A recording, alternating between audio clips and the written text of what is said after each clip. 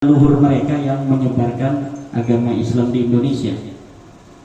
Kita akan bahas ini oleh para pemateri.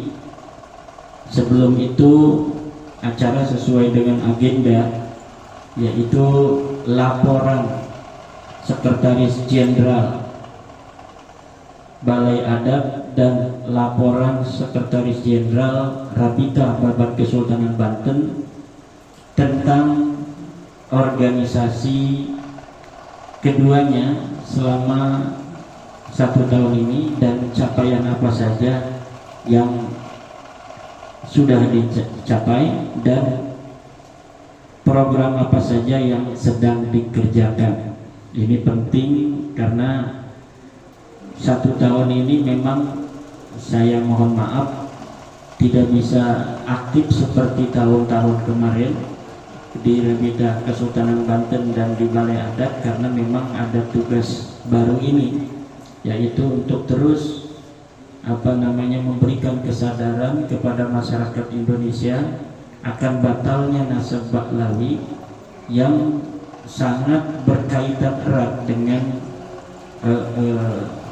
Islam dan Muslim di Indonesia, yang hari ini sebagian besar saudara-saudara kita itu mengakui mereka sebagai turunan Nabi, tetapi setelah diadakan penelitian yang seksama baik dari sisi pustaka maupun dari sisi DNA, ternyata Baklawi ini, para kabib-kabib yang ada di Indonesia telah terbukti sahih mutlak bukan keturunan Nabi besar Muhammad SAW. Nah, jadi aktivitas saya di Rabita Kesultanan Banten juga di lembaga pemangku adat dan juga di Balai Adat Tangerang ini tersita untuk sementara banyak membaca dan banyak mengkaji dari nasab-nasab Baklawi, karena memang mereka tidak menerima akan sebuah kesimpulan ilmiah bahwa mereka bukan turunan Nabi. Terus saja berusaha untuk membuat framing-framing seakan-akan penelitian kita itu adalah tidak ilmiah dan sebagainya. Bersamaan dengan itu, mereka tidak bisa memberikan bukti yang valid atau jawaban atas semua kesimpulan-kesimpulan ilmiah yang telah saya kaji. Nah, oleh karena itu malam hari ini sangat strategis apabila kedua sekjen kita ini memberikan wawasan kepada kita tentang organisasi kita bersama yang kita cintai, Balai Adat Tangerang dan Rabita Kesultanan Banten. Nextnya seperti apa dan apa yang sudah dilakukan. Di sini juga ada Tengku. Nanti kita juga ingin menambahkan pemateri. Jadi pematerinya yang pertama adalah Kang Tubagus Moginul Fatih, Kang Tubagus Soleh, dan Kang Raden Haji Ali Tabat. Ini ditambah karena perspektif masuknya Islam itu kan ada yang versi Aceh. Nah, ini bagaimana versi anak Aceh di dalam membaca masuknya Islam di Nusantara ini seperti apa. Ini penting mungkin. Oke, untuk mempersingkat waktu, pertama saya persilakan kepada Sekretaris Jenderal Balai Adat Kabupaten Tangerang, Raden Haji Anwar Ardabili, Master Pendidikan strategi yang telah disampaikan oleh Ketua kami, pemangku adat. Ahlan wa sahlan wa marhaban kepada saudara kita ini dari menjadi sejarah baru. Maka alhamdulillah lengkong ulama yang digawangi di sini adalah oleh Ibu Iqbar Wangsa sebagai salah satu pengurus di dalamnya.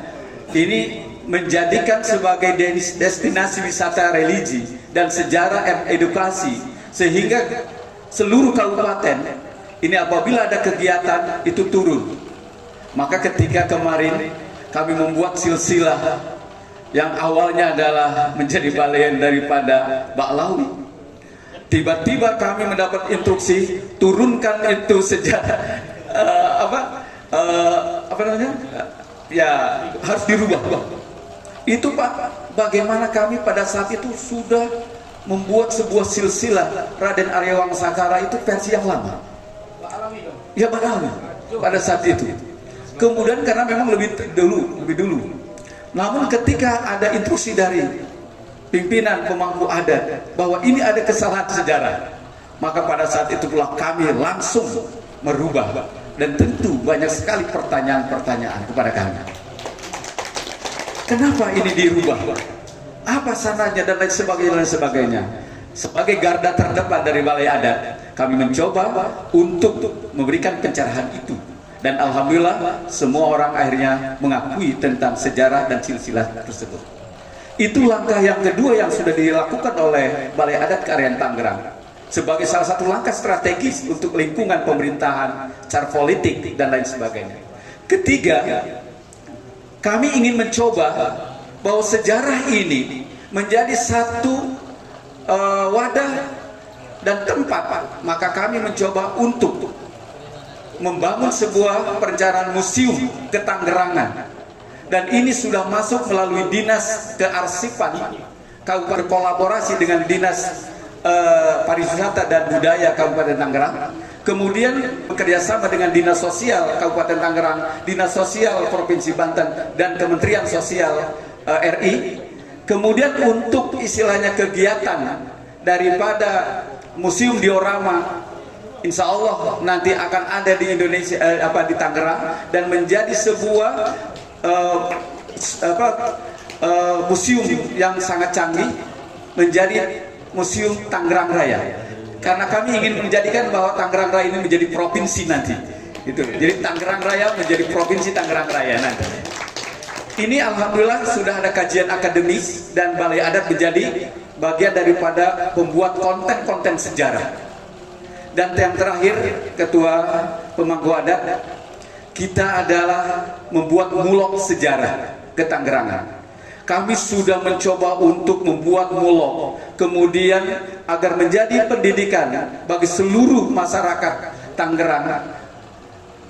Dan langkah-langkah ini sudah hampir kami lakukan 6 tahun. Namun alhamdulillah ini baru teranyar yang kami sampaikan Pak Ketua Pemangku Adat, bahwa kemarin Dinas Pendidikan baru merespon secara resmi dan meminta kepada Balai Adat untuk menjadikan mulok yang tersusun sebelumnya itu dari kita orang ini menjadi mulok ketanggerangan. Dan ini hari ini sudah tersusun sebuah tim yang digawangi oleh Dinas Pendidikan Kabupaten Tangerang untuk menjadikan mulok ketanggerangan ini sebagai salah satu mulok yang wajib dibaca, diajarkan di seluruh stakeholder dan satuan pendidikan di Kabupaten Tangerang. Ini adalah baru kemarin kami berorientasi dan menyampaikan kepada seluruh para pemangku kebijakan di wilayah Kabupaten Tangerang. Ini sangat penting sekali di sejarah tentang ketanggerangan yang ada hubungannya dengan tadi apa yang disampaikan oleh para kesepuhan dan para tokoh kita, supaya nanti masuk menjadi bagian tentang sejarah Tangerang, awal muasalnya daripada masuknya Islam ke Tangerang dan dibawa oleh siapa, ini sangat penting. Maka apabila ada satu perubahan dan revisi, ini penting sekali. Ibu dan Bapak, Balai Adat sebagai satu lembaga yang resmi ini selalu bergandengan tangan dengan para peneliti, para akademisi yang kemudian tidak diragukan tentang telaah kajian yang sudah dilakukan oleh kami.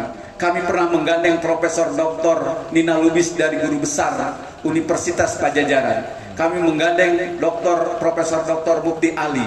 Semua ini adalah bimbingan arahan dari para pemangku adat yang ada di Kearian Tangerang, wabil khusus guru kita Kiai Imaduddin dan Tubagus Mogi dan Kiai Ali. Berikan tepuk tangan untuk mereka, sehingga hasil kami ini tidak diragukan. Ini sama dengan sejarahnya tentang Bahlawi hari ini dan kemarin dan tahun yang lalu sampai pada masa yang akan datang.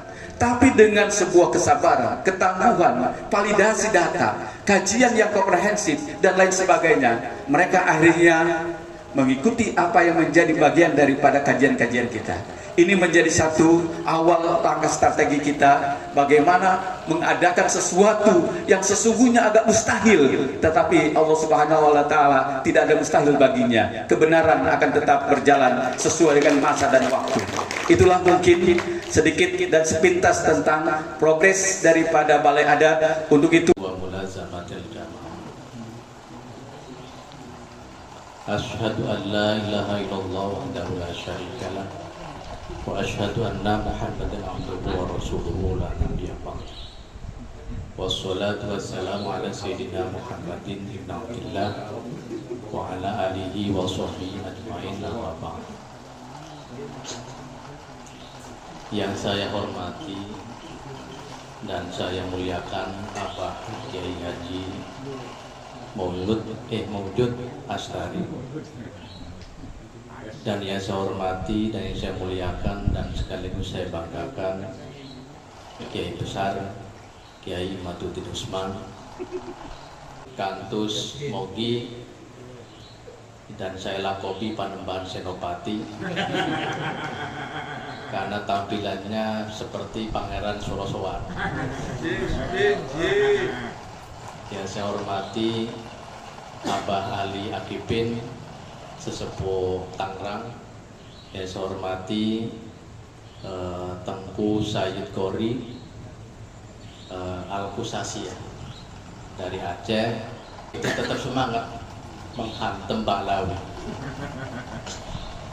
Jadi provokator sementara waktu. Yang saya hormati Bapak Anwar Ardadili, saya hormati Bapak Dr. Kiai Haji Komaruzzaman alias Bapak Komeng. Karena zaman reformasi beliau dikenalnya Bapak Komeng. Komeng tukang demo. Yang saya hormati Kang Maman, saya lakobi Adipati Pandeglang. Wajahnya ganteng, tinggi besar, istrinya satu.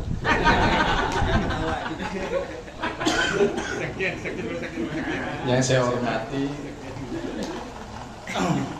Mas Raden Lutfi Abdul Ghani, saya lakobi Tumengkung Ing Lengkong Besar.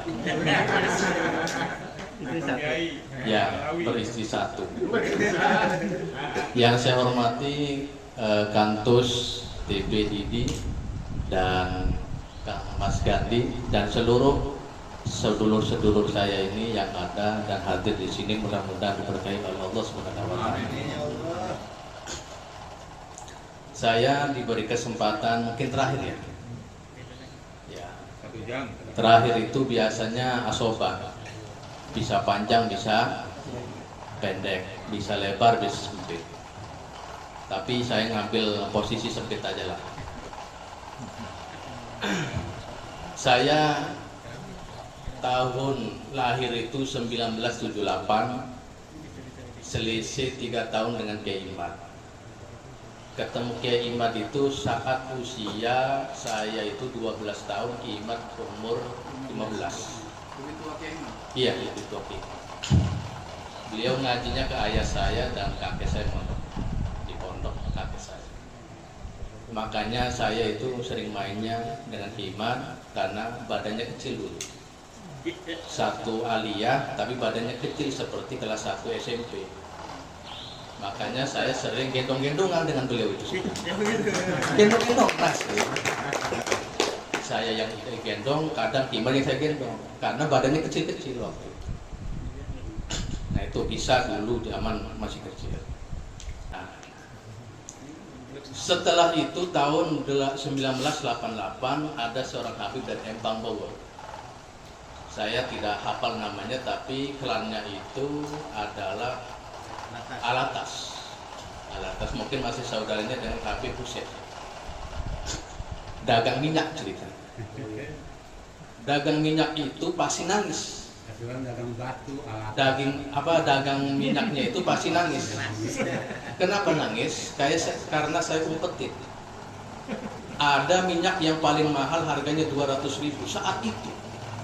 Tahun berapa itu? 88. 200.000. Padahal modalnya 10.000. Mungkin. Kata dia itu 200.000. Karena yang mahal, saya umpetin. Sebelum nangis, saya nggak kembalikan. Begitu sudah nangis, cari-cari kemana-mana nggak ketemu, saya kembali.